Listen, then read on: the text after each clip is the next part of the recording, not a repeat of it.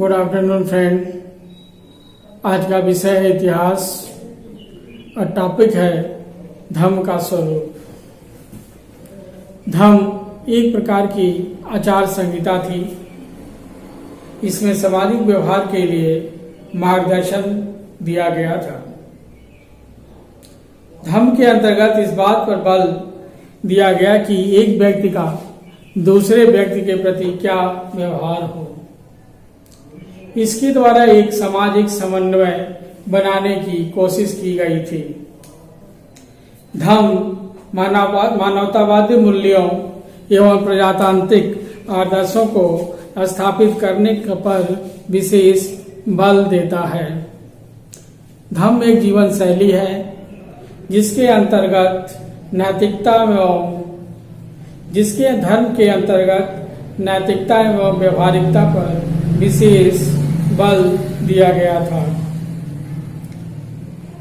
इसके तहत प्रत्येक व्यक्ति का जो सामाजिक उत्तरदायित्व है उसे लोगों के समझ लाने की कोशिश की गई थी। मानव के एक विस्तृत दृष्टिकोण को जन्म देने की कोशिश की गई थी, जिसके तहत संकुचित सीमाओं से बाहर निकलकर मानवीय आदर्शों को ग्रहण किया जाना था।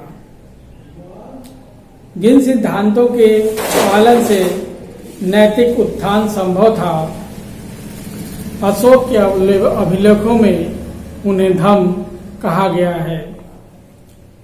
दूसरे तथा सातवें स्तंभ लेखों में अशोक ने धम्म की व्याख्या इस प्रकार की है। धर्म में साधुता, बहुत से कल्याणकारी कार्य, अच्छे कार्य करना, पाप रहित होना, दूसरों के प्रति व्यवहार में मधुरता, दया, दान तथा सुचिता। आगे इसी अभिलेख में कहा गया है, जीव हिंसा न करना, माता पिता तथा बड़ों की आज्ञा मानना, गुरुजनों के प्रति आदर, मित्रों, परिचितों, संबंधियों, ब्राह्मण और श्रमणों के प्रति दानशीलता तथा उचित व्यवहार। अशोक की इच्छा थी कि सभी धर्मों के अनुयायी साथ साथ मिलकर सद्भावना एवं प्रेम से रहें। इन विशेषताओं को देखकर स्पष्ट हो जाता है कि अशोक का धम्म रूढ़िवादी, कर्मकांडवादी,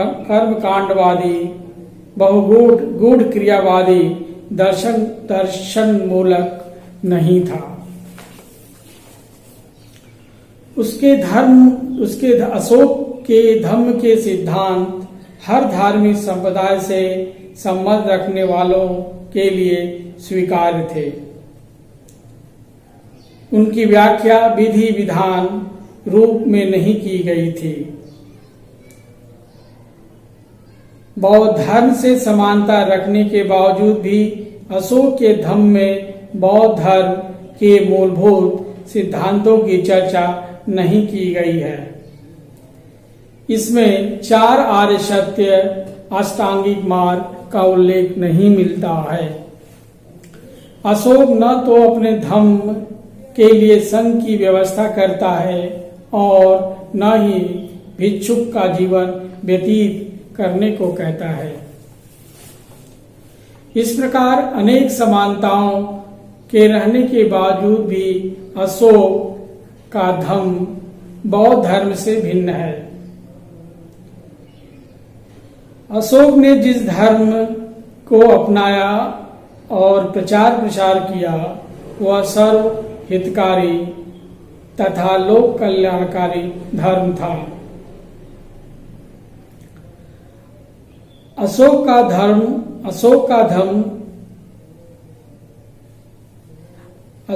धम्म आचरण संबंधी सिद्धांतों का समूह था। अशोक का धम्म से अभिप्राय आचरण के सर्वसम्मत नियमों से था। जीवन के प्रत्येक क्षेत्र में अशोक अपने धम्म के संदेश को ले जाने के लिए उत्सुक था।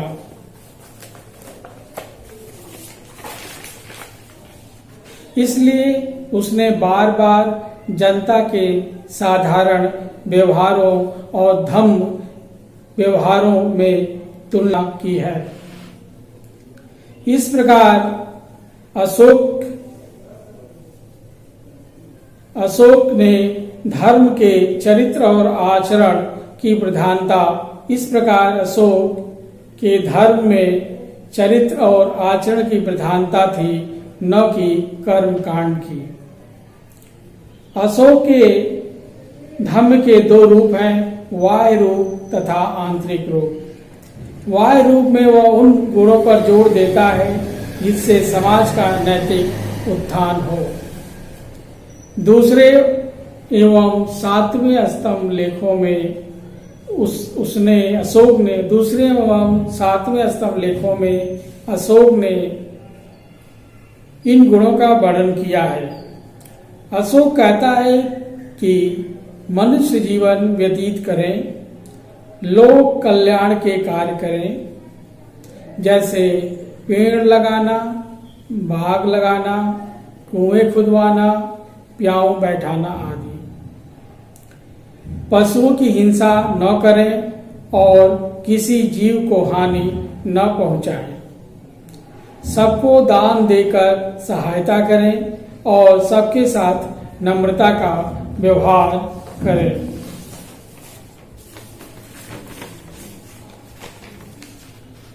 जहां तक अशोक के आंतरिक रूप का प्रश्न है, वह अंतरावेक्षा पर जोर देता है, क्योंकि बिना उसके भाव शुद्धि नहीं हो सकती है।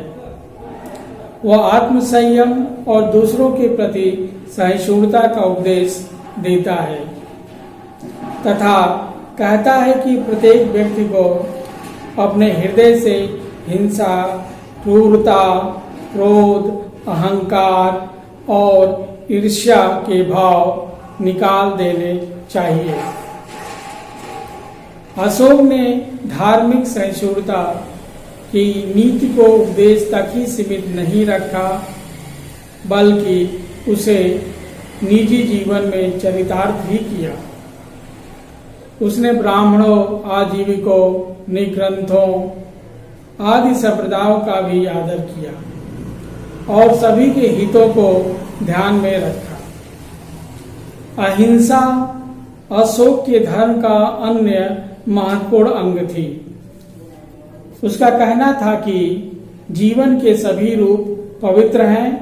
उसकी अहिंसा मनुष्यों तक ही सीमित नहीं थी, बल्कि वह पशु पक्षियों के जीवन को भी पवित्र मानता था। उसके शाही भोजनालय के लिए सैकड़ों पशुओं का वध होता था, उसे उसने बंद करवा दिया। अहिंसा के सिद्धांत को उसने व्यक्तिगत जीवन तक ही सीमित नहीं रखा, बल्कि राजनीति के क्षेत्र में भी उसको लागू करके दिखाया। कलिंग विजय के उपरांत उसने युद्ध तथा साम्राज्य विस्तार की नीति को सदैव के लिए त्याग दिया। अशोक ने अपने धर्म के बुनियादी सिद्धांतों में सर्वाधिक बल सहिष्णुता पर दिया, जो उसके अनुसार दो प्रकार की थी: स्वयं व्यक्तियों की सहिष्णुता, साथ ही उनके विचारों तथा विश्वासों की सहिष्णुता। अहिंसा अशोक के धम्म का एक और बुनियादी सिद्धांत था। अहिंसा का तात्पर्य था युद्ध तथा हिंसा का त्याग और जीव हत्या का निषेध। अपने 13वें शिलालेख में इसी का प्रचार करता है। धर्म की नीतियों में ऐसे कार्य शामिल थे जो आज नागरिकों के कल्याण से संबंधित हैं। उसने सड़कों एवं मार्गों का निर्माण किया, उन पर छायादार वृक्ष लगवाए, स्थान स्थान पर कुएं एवं जलाशय बनवाए, रोगियों के लिए मुफ्त अस्पताल खोले, शिक्षा के प्रचार के लिए विद्यालयों को अनुदान दिया। उसके जन कल्याण कार्यों का यह उद्देश्य यह था कि उसकी प्रजा धर्म के अनुसार आचरण करे। अशोक के धर्म का एक बुनियादी सिद्धांत था अंधविश्वासों का त्याग। अंधविश्वासों के फलस्वरूप जो निरर्थक अनुष्ठान और यज्ञ होते थे, उदाहरण के लिए जो इस उद्देश्य से प्रेरित होकर किए जाते थे कि यात्रा सुरक्षित रूप से संपन्न हो या बीमारी से शीघ्र छुटकारा मिले, उनकी अशोक ने बहुत स्पष्ट शब्दों में निंदा की है। धन्यवाद।